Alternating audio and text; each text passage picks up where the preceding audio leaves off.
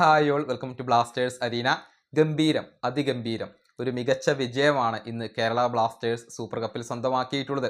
Sporting club ഡൽഹിയെ എതിരില്ലാത്ത 3 ഗോളുകൾക്കാണ് club പരാജയപ്പെടുത്തിയിട്ടുള്ളത്. ആദ്യ പകുതിയിൽ തന്നെ 3 മികച്ച ഗോളുകൾ നേടിക്കൊണ്ട് കേരള ബ്ലാസ്റ്റേഴ്സ് വിജയം ഉറപ്പാക്കിയിരുന്നു. ഇതോടുകൂടി കളിച്ച 2 മത്സരങ്ങളിലും വിജയം സ്വന്തമാക്കാൻ കേരള ബ്ലാസ്റ്റേഴ്സിന് സാധിച്ചിട്ടുണ്ട്. ഏതായാലും മത്സരത്തിൻ്റെ വിശദാംശങ്ങളിലേക്ക് പോവാം.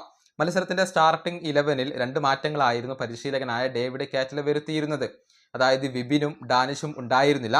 പകരം വിദേശ താരങ്ങളായ നോവ സദോയി, ഡുഷാൻ ലഗാത്തോർ എന്നിവരായിരുന്നു ഉണ്ടായിരുന്നത്. 4-ാമത്തെ മിനിറ്റിൽ തന്നെ ഗോൾ നേടാനുള്ള ഒരു സുവർണാവസരം കേരള ബ്ലാസ്റ്റേഴ്സിന് ലഭിച്ചിരുന്നു. എന്നാൽ യുവാൻ റോഡ്രിഗസിന്റെ ഹെഡർ അത് പോസ്റ്റിൽ തട്ടിത്തെറിക്കുകയായിരുന്നു. ഗോൾ എന്നുറച്ച ഒരു അവസരമായിരുന്നു അവിടെ ലഭിച്ചിരുന്നത്. 18-ാമത്തെ മിനിറ്റിലാണ് കേരള ബ്ലാസ്റ്റേഴ്സിന്റെ ആദ്യ ഗോൾ പിറന്നത്. കോൾഡോ ഒബിയേറ്റയാണ് ക്ലബിന് വേണ്ടി ഗോൾ നേടിയത്. അതായത് ഡൽഹി താരമായ ആയുഷിന്റെ മോശം പാസിൽ നിന്നാണ് കോൾഡോ ഗോൾ കണ്ടെത്തിയത്. ആ ഒരു പന്ത് പിടിച്ചെടുത്ത കോൾഡോ യാതൊരുവിധ പിഴവുകളും കൂടാതെ അത് ഗോളാക്കി മാറ്റുകയായിരുന്നു. ഇനി 22-ാമത്തെ മിനിറ്റിൽ കോൾഡോ ഒബിയേറ്റ കേരള ബ്ലാസ്റ്റേഴ്സിന്റെ 2-ാമത്തെ ഗോളും നേടി. അവിടെ നിഹാലിന്റെ അസിസ്റ്റിൽ നിന്നാണ് ആ ഒരു ഗോൾ പിറന്നിട്ടുള്ളത്. ഒരു ടീം ഗെയിമാണ് നമുക്കിവിടെ കാണാൻ കഴിഞ്ഞിട്ടുള്ളത്. ആദ്യം കോറുവിന്റെ ഒരു മുന്നേറ്റം, പിന്നീട് നിഹാലിലേക്ക് പന്തെത്തുന്നു. അത് പിടിച്ചെടുത്ത കോൾഡോ ഒബിയേറ്റ വളരെ മനോഹരമായി കൊണ്ട് അത് ഫിനിഷ് ചെയ്യുന്നു. അങ്ങനെ നല്ല ഒരു ഗോളാണ് അവിടെ കാണാൻ കഴിഞ്ഞിട്ടുള്ളത്. ഇനി 34-ാമത്തെ മിനിറ്റിലാണ് കോറു സിംഗിന്റെ ഒരു അത്ഭുത ഗോൾ പിറന്നത്. അതായത് ഒരു കിഡ്ലൻ അക്രോബാറ്റിക് ഗോളാണ്, അതല്ലെങ്കിൽ ഒരു ബൈസിക്കിൾ കിക്ക് ഗോളാണ് അദ്ദേഹം സ്വന്തമാക്കിയിട്ടുള്ളത്. അഡ്രിയാൻ ലൂണയുടെ ഒരു മനോഹരമായ പാസ് ബോക്സിനകത്തേക്ക് വരുന്നു. ഒരു ക്രോസ് ആയിരുന്നു അത്.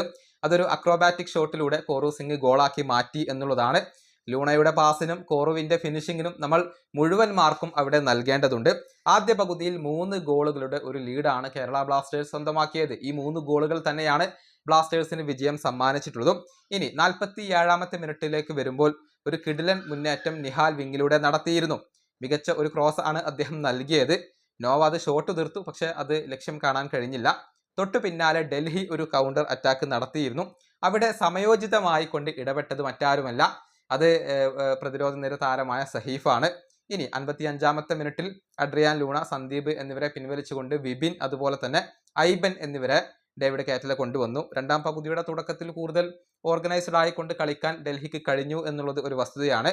2-ാം പകുതിയിൽ കേരള ബ്ലാസ്റ്റേഴ്സിന്റെ ഭാഗത്ത് നിന്ന് അലക്ഷ്യമായ ക്രോസുകളും പാസുകളും ഒക്കെ നമുക്ക് കാണാൻ കഴിഞ്ഞിരുന്നു. 73-ാമത്തെ മിനിറ്റിൽ ഡുഷാൻ ലഗാത്തോർ, കോൾഡോ എന്നിവരെ പിൻവലിച്ചുകൊണ്ട് ഡാനിഷ്, ഐമൻ എന്നിവരെ പരിശീലകൻ ഇറക്കി. ഇനി 85-ാമത്തെ മിനിറ്റിൽ നോവ സദോയിയെ തിരിച്ചു വിളിച്ചുകൊണ്ട് തിയാഗോ ആൽവസിനെ പരിശീലകൻ ഇറക്കി. തിയാഗോ ആൽവസിന്റെ കേരള ബ്ലാസ്റ്റേഴ്സിന് വേണ്ടിയുള്ള ഒരു അരങ്ങേറ്റമായിരുന്നു ഇത്.